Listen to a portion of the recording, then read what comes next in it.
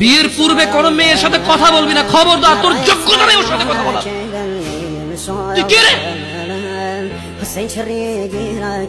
বামন হয়ে চাঁদের দিকে হাত বাড়াবি না। আমার বোনরা চাঁদ।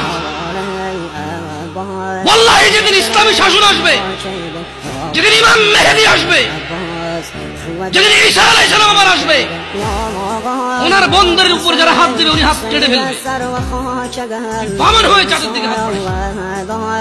আমার বোনরা চাঁদ। ইসলাম মেয়েদেরকে চাঁদ বলেছে, আর তোকে বামন বলেছে। বেটা তুই বেটা ছেঁড়া খাতা শুয়ে লাখ টাকা স্বপ্ন দেখিস, বিয়ের আগে মেয়ের হাত দিস? সাহস কত তোর, সাহস কত?